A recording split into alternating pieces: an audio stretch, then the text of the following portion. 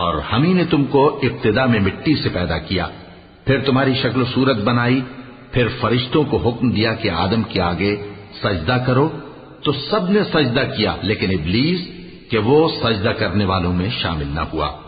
اللہ نے فرمایا جب میں نے تجھ کو بھی حکم دیا تھا تو کس چیز نے تجھے سجدہ کرنے سے باز رکھا؟ اس نے کہا کہ میں اس سے افضل ہوں، مجھے تو نے آگ سے پیدا کیا ہے اور اسے مٹی سے بنایا ہے۔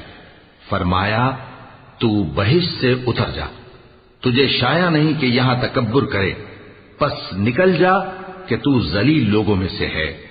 اس نے کہا کہ مجھے اس دن تک مہلت عطا فرما جس دن لوگ قبروں سے اٹھائے جائیں گے۔ فرمایا اچھا، تجھ کو مہلت دی جاتی ہے۔